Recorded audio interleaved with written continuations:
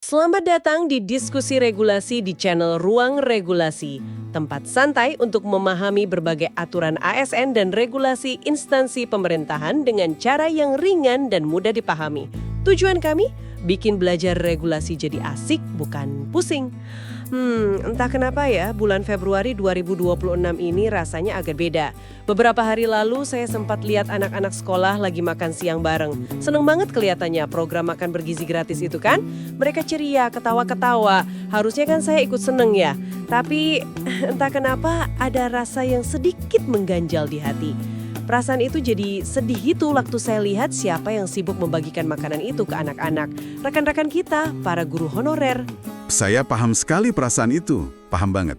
Justru disitulah letak ironi paling tajamnya kan?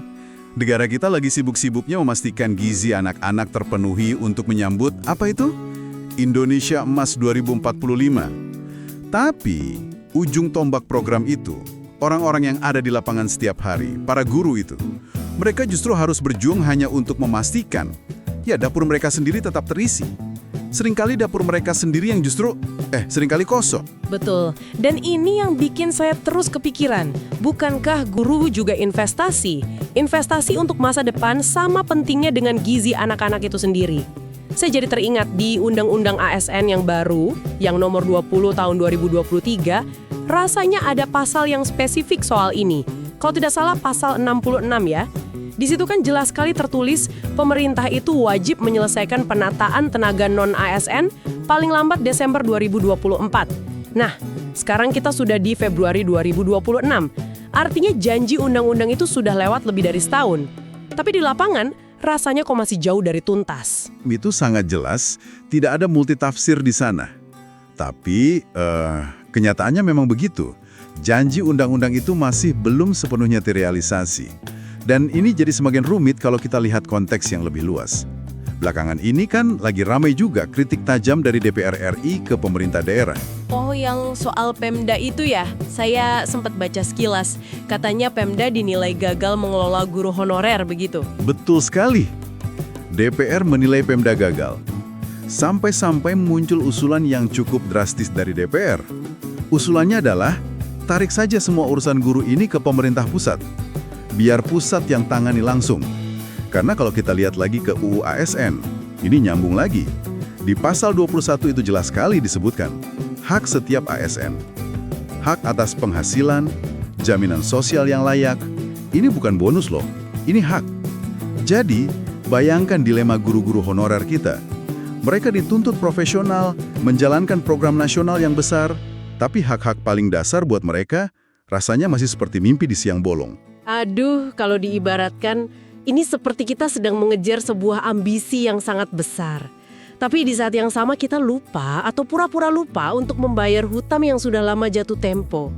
Hutang pengakuan, hutang kesejahteraan kepada orang-orang yang sudah mengabdi belasan tahun.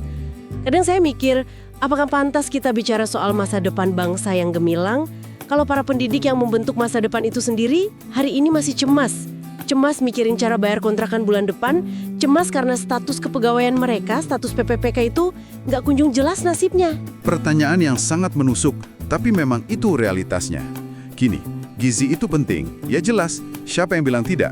Tapi kan ada yang lebih fundamental dari itu, keadilan. Program makan bergizi gratis itu kan butuh energi, butuh ketulusan dari para guru yang melaksanakannya.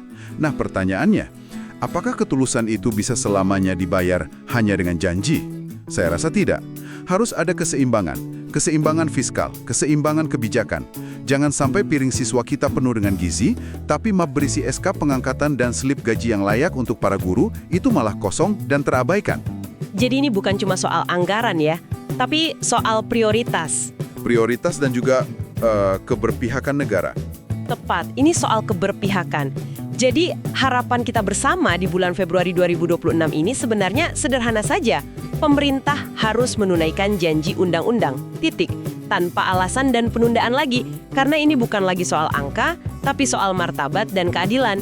Saya setuju sekali. Mudah-mudahan ya obrolan kita yang agak mendalam malam ini bisa didengar oleh para pengambil kebijakan di luar sana. Karena pada akhirnya kemajuan sebuah bangsa itu kan ukurannya bukan cuma dari seberapa bergizi siswanya, tapi juga dari bagaimana cara negara itu menghargai martabat para gurunya. Terima kasih sudah menonton. Jangan lupa untuk subscribe ke channel Ruang Regulasi agar tidak ketinggalan diskusi kami selanjutnya.